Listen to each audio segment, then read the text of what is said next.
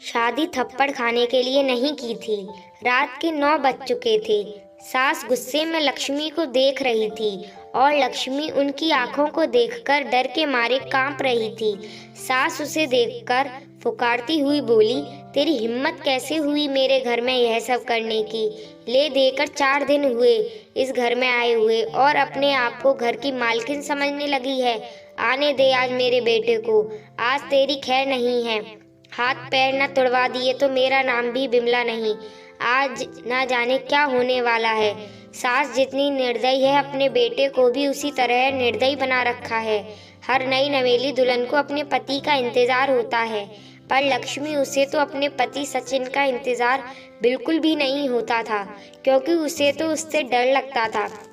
मन ही मन मन्नत मांग रही थी कि आज पति घर ही ना आए, लेकिन जब तक पति घर नहीं आएगा तब तक सासू माँ उसे खाना भी नहीं देगी।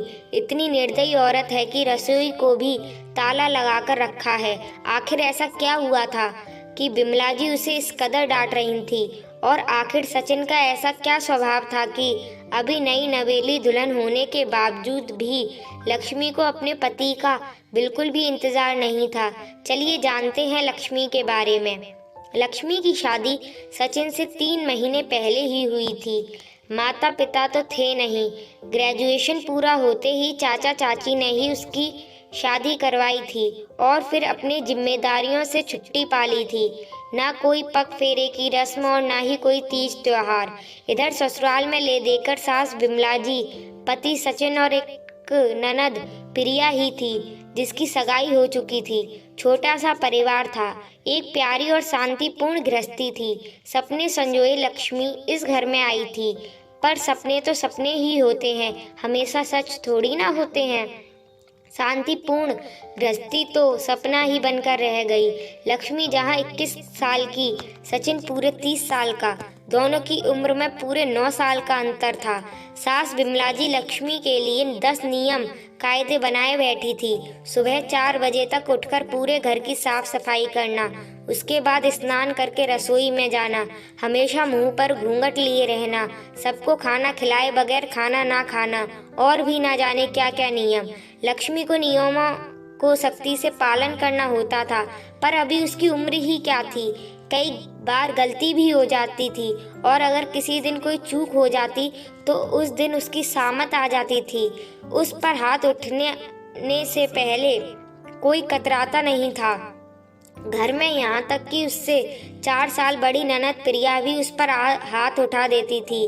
शादी के कुछ दिन बाद रात 9 बजे तक सचिन घर नहीं आया था।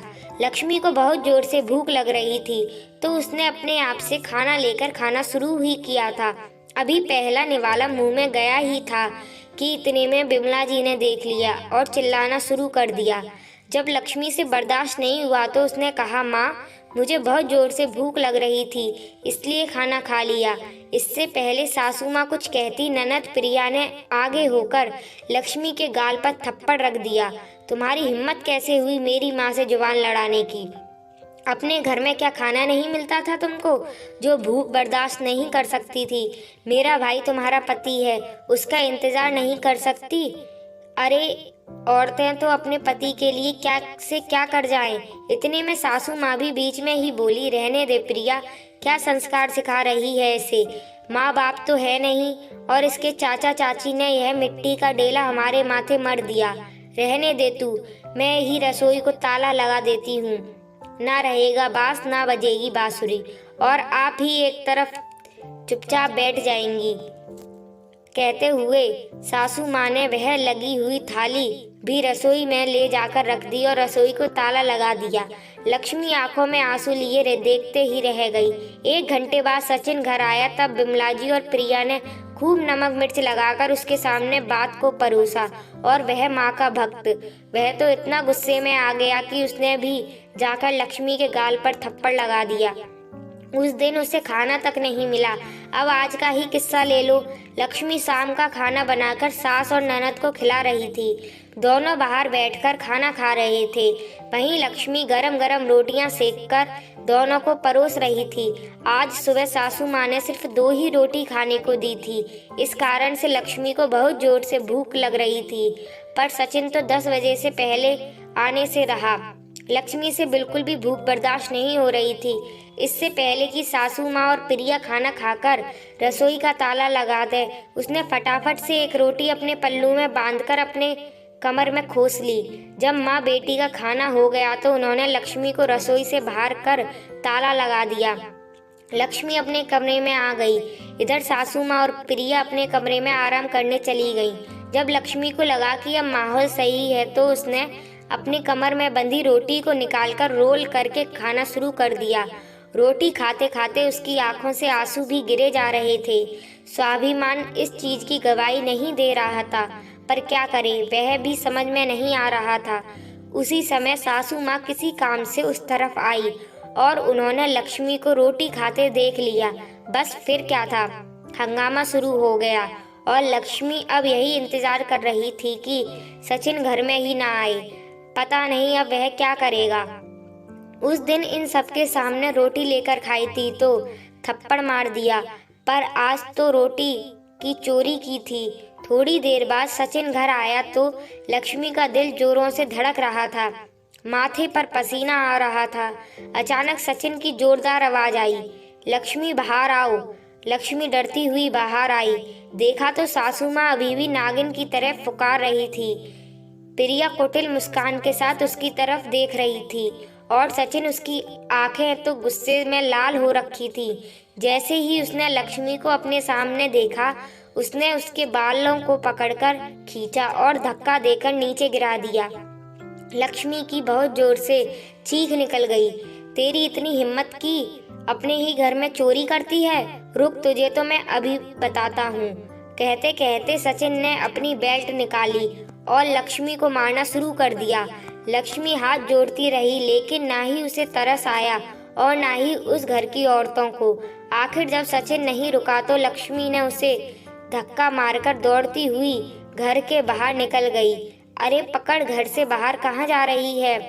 बिमला जी ने कहा तो सचिन ने जवाब दिया, जाने दो माँ, कौन से उसके मायके वाले बैठे हैं जो उसे घर में बिठा लेंगे, अपने आप ही घूम फिर कर वापस आ जाएगी। तुम तो फटाफट मेरा खाना लगाओ, मुझे भूख लग रही है। सचिन की बात मानकर बिमला जी ने सचिन का खाना लगा दिया और सचिन खाना खाने बैठ गया, पर लक्ष्मी की खबर किसी ने नहीं ली। आखिर थोड़ी देर बाद लक्ष्मी वापस आई। उसे देखकर तीनों कुटिल मुस्कान के साथ सामने खड़े हो गए। आ गई वापस महारानी? क्या हुआ, मायके वालों ने जगह नहीं दी? बिमला जी ने ताना कसा और सचिन ने भी कहा, जब तक मेरे पैरों में नाक नहीं रगड़ेगी तब तक घर में नहीं घुसने दूंगा।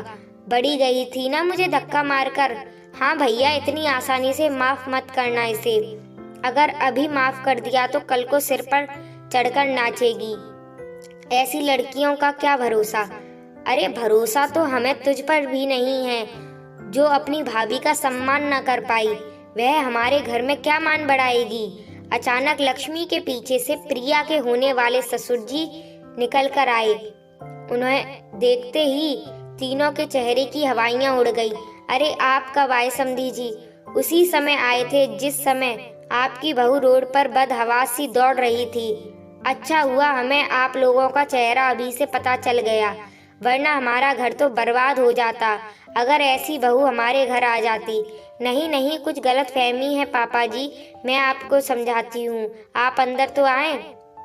प्रिया ने कहा तो उसके ससुर जी ने कहा, कौन से पापा जी? कैसे पापा जी? माफ करो, हम तो तुमसे कोई रिश्ता नहीं जोड़ना चाहते, और जो समझाना है ना, वह जो पुलिस वाले बाहर खड़े हैं उनको समझाओ। अचानक पीछे से पुलिस वाले निकल कर आए। अब तो तीनों में से किसी से कुछ कहने ना बना। उन्हें देखते ही बिमला जी ने अपनी आवाज को नरम करते हुए लक्ष्मी से कहा, अरे बहू, इतनी छोटी सी गलत फहमी में कोई पुलिस को बुलाकर लाता है क्या? ऐसी छोटी मोटी परीक्षा तो हर शादीशुदा औरत को अपने घर में देनी ही पड़ती है। आखिर यह तेरा ससुराल है, इसका मान रखना तो तेरी जिम्मेदारी है। माफ करना सासू माँ, मुझे ऐसी कोई परीक्षा देने का शौक नहीं है। शादी थप्पड़ खाने के लिए नहीं की थी मैंने। और यह कैसा ससुराल है जहाँ रोटी भी मुझे चुराकर खानी पड़े? आपने मुझे कमजोर समझ रखा है क्या? मेरा मायका नहीं है ना सही, पर कमजोर मैं फिर भी नहीं हूँ। अब संस्कार अपने बच्चों को जेल में बिठाकर देते रहना। आखिरकार पुलिस तीनों को अरेस्ट कर अपने साथ ले गई। प्रिया के ससुराल वालों ने रिश्ता करने से मना कर दिया और लक्ष्मी को एक स्वयंसेवी संस्था ने आगे बढ़ने के मौके दिए, जहां वह संस्था के साथ मिलकर लोगों को घरेलू हिंसा के प्रति जागृत करती रही।